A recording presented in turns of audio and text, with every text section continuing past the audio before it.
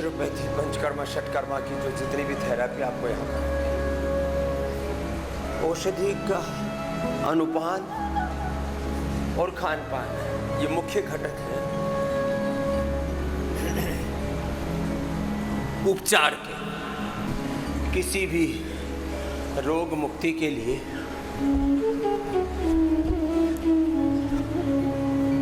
आप व्यायाम के तौर पर सूर्य नमस्कार कर सकते हैं, ये बड़ा अच्छा है। आपने 100 बार सूर्य नमस्कार कर लिया, जिनको से दंड बैठक नहीं भी हो पाते हैं,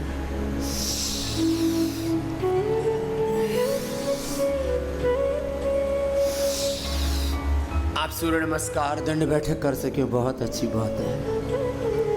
दौड़ लगा सके, कुछ लोग जिम आदि भी करते हैं, डिफरेंट एंगल से टारगेटेड एक्सरसाइज करते हैं, वो योग में भी है, बिना किसी की पराधीनता के।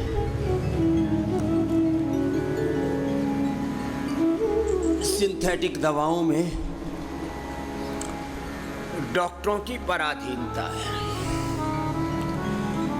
जिम में यंत्रों की और एक्सरसाइज कराने वाले एक्सपर्ट्स की पराधीनता है।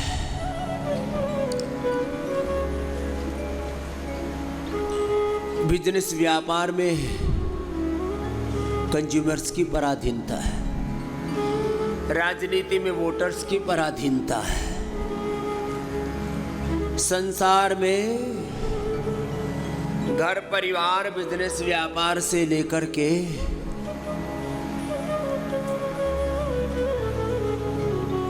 जितने भी मायावी काम है वहाँ दूसरों की पराधीनता है।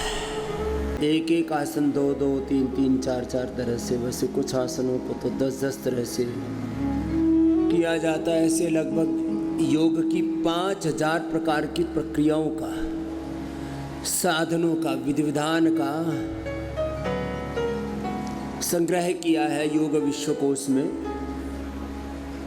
पूज्य श्रद्धाचार्य ऋषि के पुरुषार्थ से हमारी पूज्य साध्वी बेटी देव सुमना जी से लेकर के कई विद्वानों का, विदुषियों का उसमें पुरुषार्थ लग रहा है। एक एक तत्व में जब गहरे उतरते हैं तो परत दर परत जैसे जैसे उसकी सूक्ष्मताओं में प्रवेश करते जाते हैं, वैसे उसका विज्ञान और हमारे सामने खुलता चला जाता है। यो तो देखिए, एक एक व्यायाम, एक एक आसन, एक एक प्राणायाम के शताधिक लाभ है। जरा गौर से सुनिए। जैसे हम कहते हैं ना, आंवला, एलोवेरा, गिलोय, तुलसी, नीम, हल्दी आदि एक एक जड़ी बूटी वनस्पति में 100, 200, 500, 1000 एक्टिव मेडिसिनल कंपाउंड है।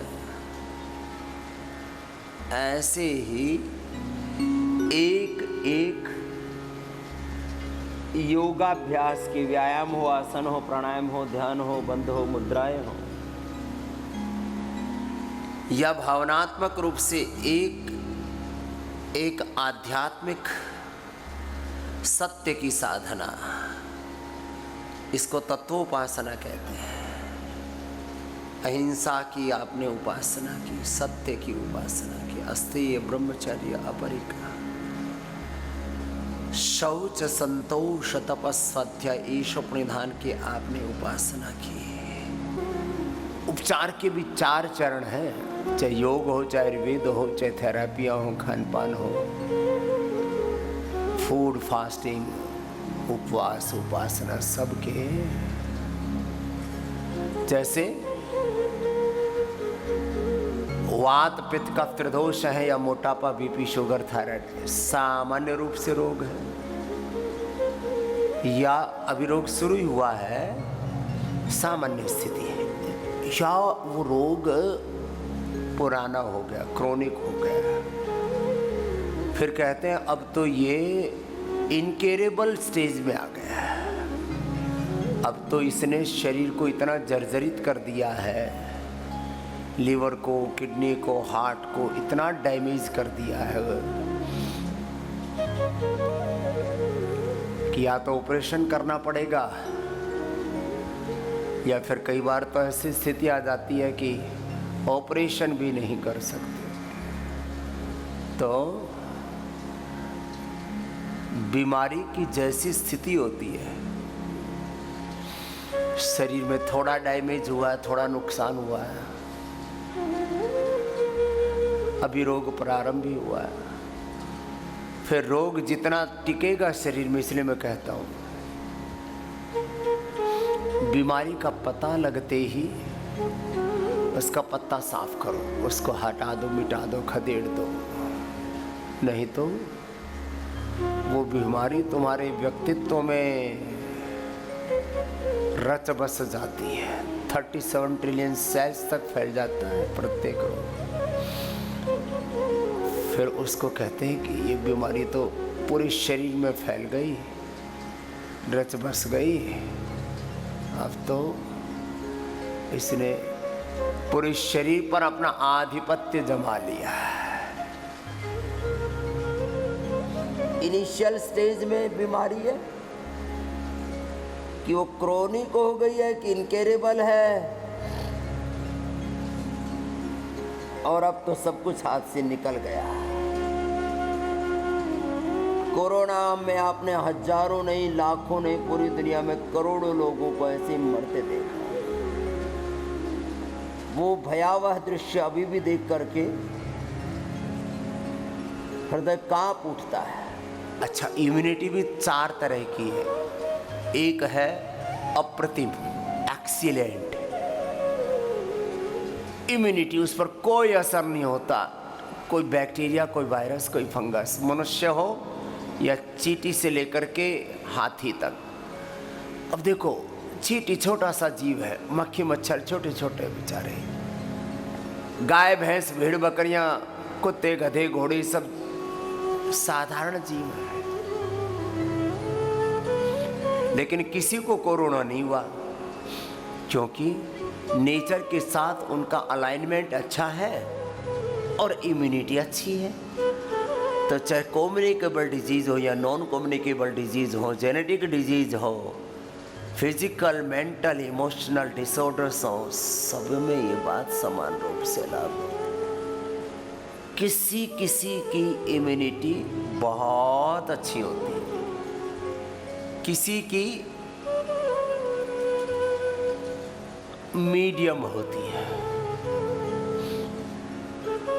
किसी की बस 100 होती है, एवरेज सी, और किसी की तो इतनी कम इम्यूनिटी होती है, छोटी छोटी बाधाओं में अटक जाते हैं, छोटी छोटी समस्याओं का भी सामना नहीं कर पाते। अपना अभ्यास थोड़ा लंबा करो। लेकिन मनुष्यों में भी इम्यूनिटी की बात छोड़ो, सामान्य रूप से सभी जीवन के क्षेत्रों में कुछ अति विशेष होते हैं, कुछ श्रेष्ठतम होते हैं, कुछ श्रेष्ठ होते हैं, कुछ मध्यम मीडियम होते हैं,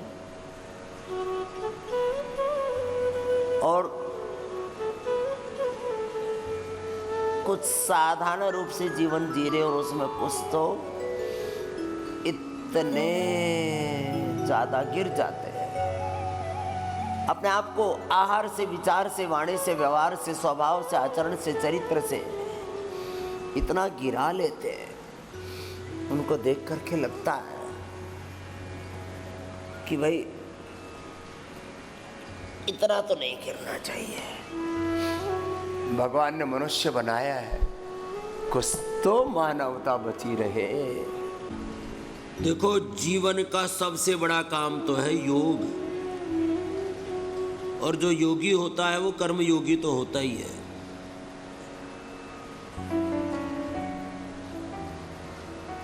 अच्छा, सब लोग शिकायतें गिना रहे हैं, समस्याएं गिना रहे हैं, सब चिंतित हैं। आदमी इतना गिर क्यों जाता है?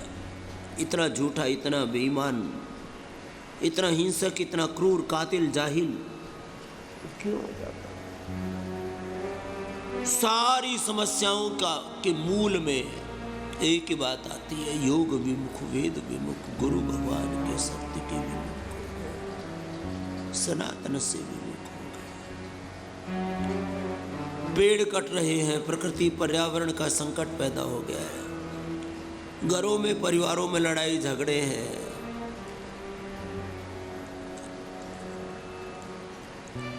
व्यक्ति की जिंदगी में बदहाली है।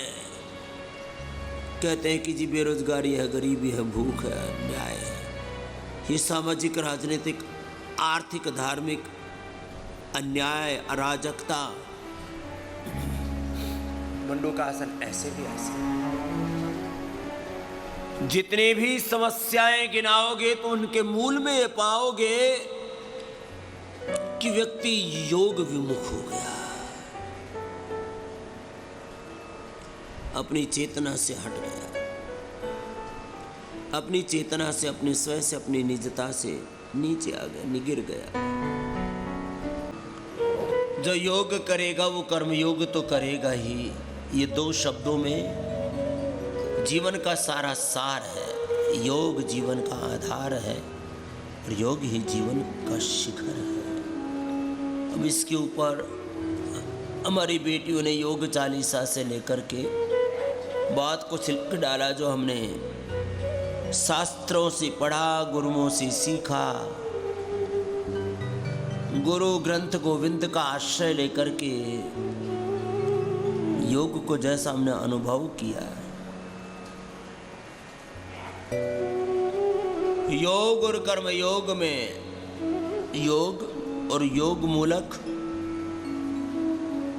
कर्म योग में योग मूलक प्रवृत्ति में, योग और योग मूलक जीवन में, जब योगमय जीवन में, योग और योग मूलक जीवन में जीवन और जगत के सारे सत्यों का समावेश हो गया। उसमें ज्ञान, विज्ञान, प्रज्ञान, अनुसंधान, जीवन का निर्माण और निर्वाण सब कुछ सन्निहित है, अंतर्निहित है, समाहित है। योग और कर्मयोग, इसी को ही निवृत्ति मूलक प्रवृत्ति, इसी को ही प्रार्थना मूलक पुरुषार्थ और पुरुषार्थ मूलक परमार्थ, इसी को ही संस्कृति मूलक समृद्धि, विरासत मूलक विकास,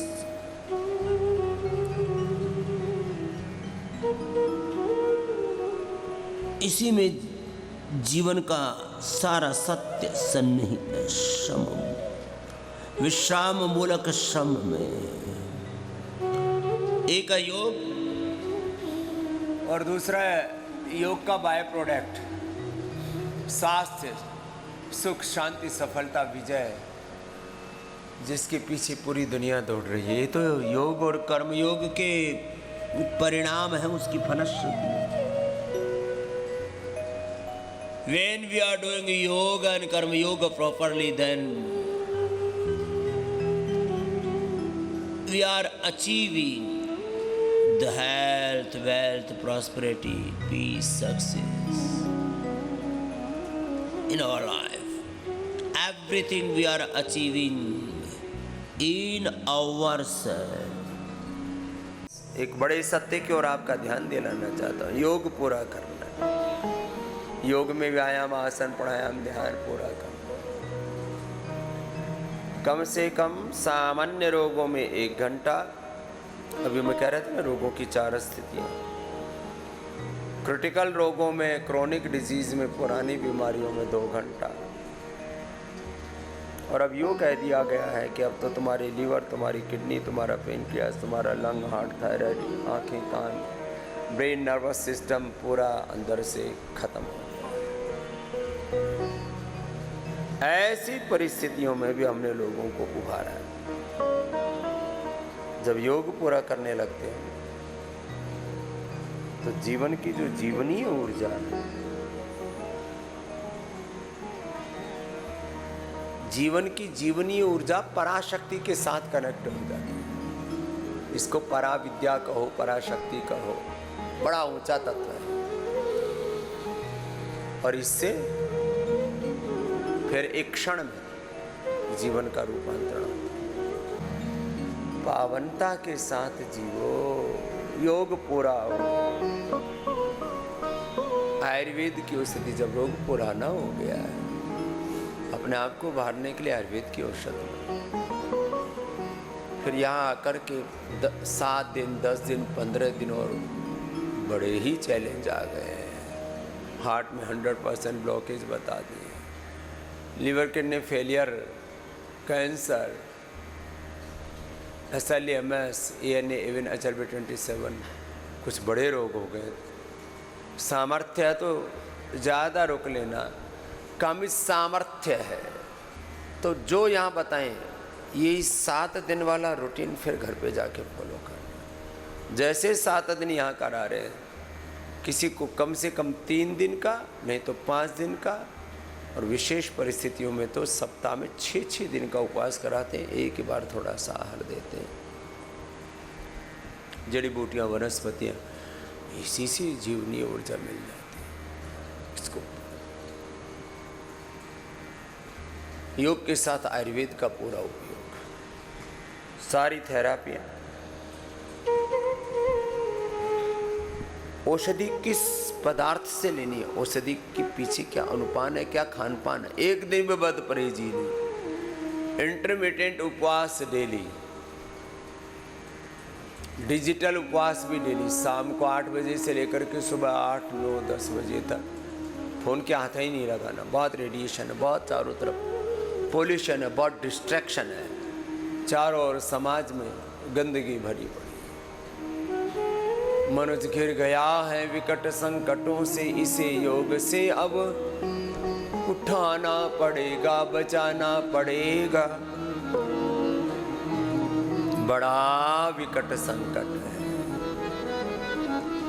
और इस संकट को काटने का एक ही उपाय है, योग। आयुर्वेद के साथ, औषधि के साथ जो अनुपान है, खान पान है, उपवास है, उपासना है। यूँ तो एक एक थेरापी से पूरी जीवनी ऊर्जा का रूपांतरण होता है। सिरोपिच्चू से लेकर के, सिराभ्यंग से लेकर के, सिरोधारा से लेकर के, अक्षितर्पण, कर्णपूर, फिर अलग अलग लेप लपेट, गले से लेकर के, पेट से लेकर छाती, पीठ से लेकर के अलग अलग लेप, बाह्य बस्ती, आंतरिक बस्ती, अभ्यंग, अलग अलग प्रकार के मसाजेज। और वो भी 2-2 हमारे थेरापिस्ट लग करके लगभग आधा और विशेष परिस्थितियों में 1-1 घंटा तक भी किसी को कराना पड़ता है। देखते हैं कि भाई अब इसकी जो आवश्यकता है उसकी पूरी जीवनीय शक्ति को जागृत करते हैं, उद्बुद्ध करते हैं। स्नेहन, स्वेदन, वमन, विरेचन, नस, रक्त मोक्षण, शंख प्रक्षालन, जलनेति, सूत्रनेति, कोलोन थेरापी, बस्तियाँ, बाह्य बस्ती भी और आंतरिक बस्ती भी, फिर वाटर थेरापी, मड थेरापी की विविधाया। और मैं तो एक बात और कहता हूँ, सुबह से शाम तक अपनी चेतना को घर बैठे फ्री टेलीमेडिसिन सेवा 180029611111। लोग अभी तक बार बार पूछते रहते थे, जी क्या करें, यहाँ से जाने के बाद कौन एडवाइस देगा, कहीं कोई दिक्कत आएगी तो कहाँ पूछें। तो अभी करीब सैकड़ों वैद्यों की सेवा तो इसमें नियोजित कर दी है। आगे 500 से अधिक डॉक्टर्स इसी सेवा में लगा रहे हैं। एक बार जोरदार अभिनंदन। सैकड़ों डॉक्टर भी सेवा ऑलरेडी कर रहे हैं। 500 से अधिक के नियोजन की तैयारी इस महीने पूरी हो जाएगी। बहुत बड़ी व्यवस्था। पतंजलि योगपीठ का पूरा एक फ्लोर बहुत बड़ा है।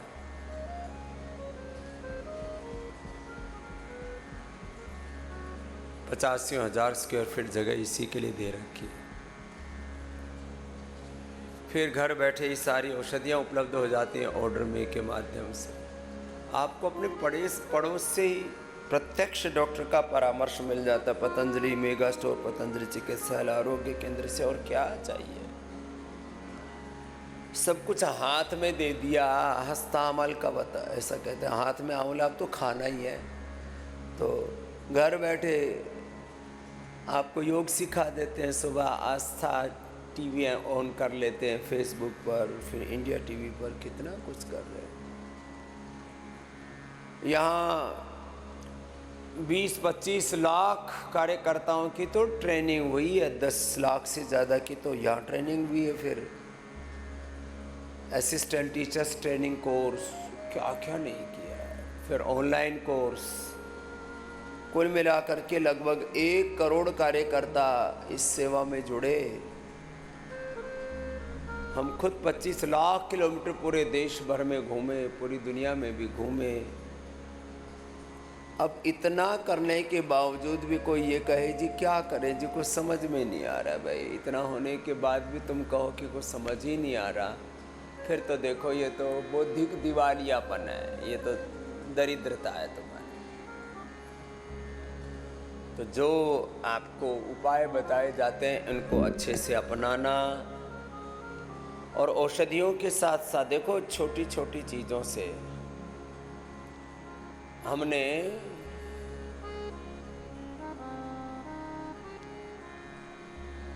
अलग अलग समय लोगों की जागृति के लिए कि भाई अपने रसोई में भी ऐसे पदार्थों का प्रयोग करो जिनमें कोई मिलावट ना हो, एडल्टेशन, खास करके घी में, तेल में, हनी में, केसर में, च्यवनप्राश में, शिलाजीत में, इनमें तो, और पूजा सामग्री में तो 99% मिलावटी है। लो भगवान के नाम पर पूजा कर रहे हैं और उसमें तो हमने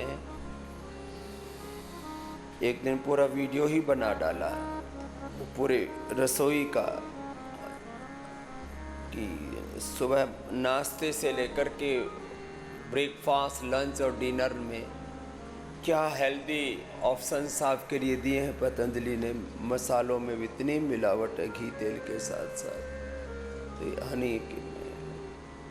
तो एक दिन पूरा हमने रसोई का वीडियो बना डाला, तो सब इससे जुड़े, औरों को जोड़ें और व्रत लें। एक व्रत से सारा संसार सत जाएगा, स्वदेशी के व्रत से। स्वदेशी आहार विचार, स्वदेशी खान पान, सब। सुबह उठ करके आंवला, एलोवेरा, गिलोय, गोधन अर्क पिए, फिर घृतपान करें। बालों के लिए केश कांति, दांतों के लिए दंत कांति, स्किन के लिए एलो कांति के बारे में कल कितना विस्तार से आपको कहा था। इतना कुछ आपके लिए बनाया है। रस, रसायन, भस्म, पुष्टि, पाक, चूर्ण, अवलेह, करीब 5000 प्रोडक्ट्स, छोटी बात नहीं होती है।